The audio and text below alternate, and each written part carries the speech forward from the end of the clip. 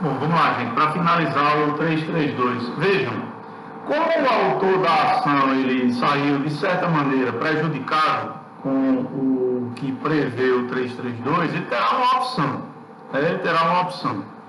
E essa opção, ela aponta para a utilização de uma das espécies recursais que logo logo vocês vão aprender ao estudarem a teoria geral dos recursos, de acordo com o Código de Processo Civil de 2015. É a apelação. Então, o autor, ele que vê a sua petição inicial liminarmente julgada improcedente, ele poderá provocar, via apelação, pronunciamento do Tribunal de Justiça. E aí eu devo dizer a vocês, já antecipando uma análise que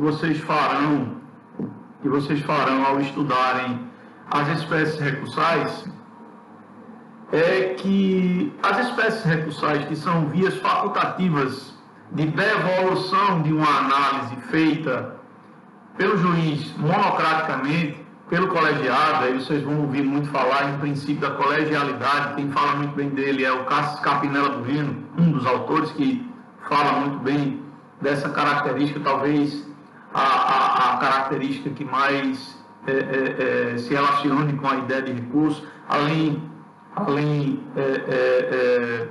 do princípio implícito constitucional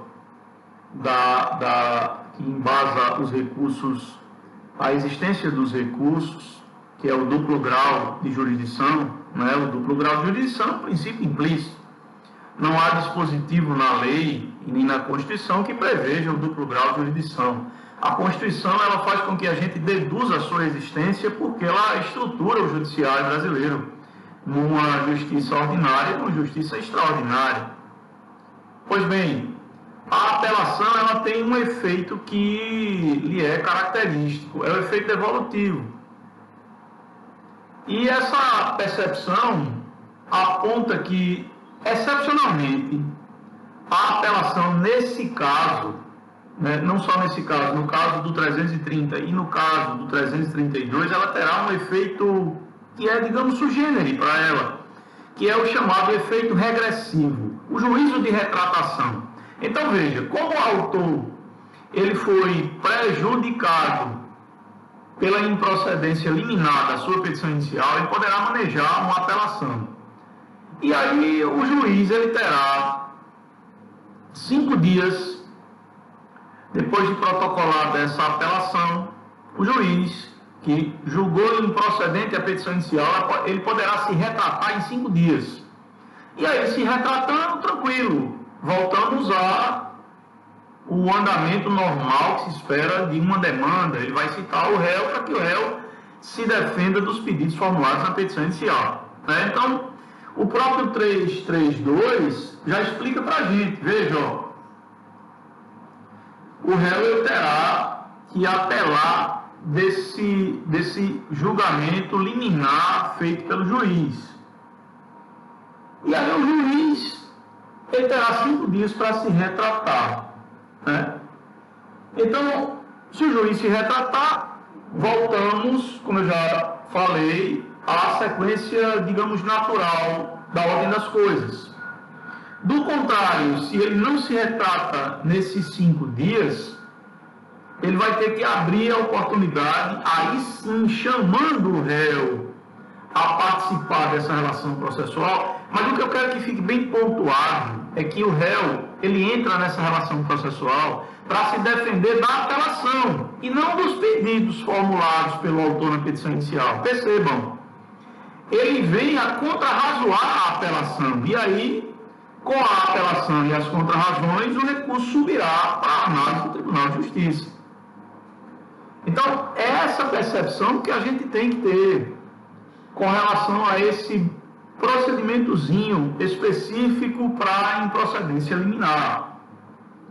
E aí me permitam ler os parágrafos do 332, vejam, para que vocês percebam o que eu acabei de falar para vocês. Vejam, o juiz também poderá julgar liminarmente improcedente o pedido se verificar desde logo a ocorrência da prescrição em decadência. Já havia falado para vocês. é o que a doutrina costuma chamar de falsa sentença de mérito. Então, se ele vir também, além das hipóteses alternativas, o conceito de Daniel Assunção, né, que são aquelas dos incisos do capítulo 332, em caso de decadência e prescrição, ele também julga improcedente de forma liminar. Vamos lá, parágrafo 2º. Veja, interposta a apelação, o juiz poderá retratar-se em 5 dias. É um efeito regressivo, juiz de retratação, que não é um efeito característico da apelação, mas nessa situação excepcional. E na situação do 330, esse recurso, ele excepcionalmente trará esse efeito para que ele seja posto no caso concreto. Vamos seguir. Parágrafo 3º, veja. Interposta a apelação, o juiz poderá retratar-se em 5 dias. Parágrafo 4º, se houver retratação, o juiz determinará o prosseguimento do processo com a citação do réu, como eu havia falado. Seguiremos a ordem natural das coisas.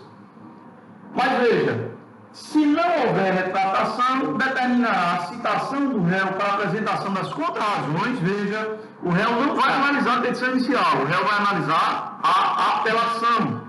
E aí apresentar suas contrarrazões a essa apelação. No prazo de 15 dias, porque o prazo de 15 dias é o prazo para apelação. Então, se o autor tem 15 dias para apelar, o réu também terá 15 dias para contrarrazoar, paridade de armas, isonomia processual, tá? E aí, para fechar essa análise da improcedência liminar, eu devo dizer a vocês que existem 2 tipos de erro que podem ocorrer no devido processo legal, feito pelo juiz, pelo julgador. O erro improcedendo e o erro injudicando. O erro improcedendo, que é o que interessa aqui, o juiz pode errar no proceder, no procedimento. Então, imagine que ele julgou liminarmente improcedente a petição inicial e ele vê com a apelação que ele errou nesse procedimento. Ele volta atrás. É o erro improcedendo. Ele errou no proceder. Mas se ele não voltar atrás, a apelação ela vai fazer com que haja a anulação do que o juiz fez.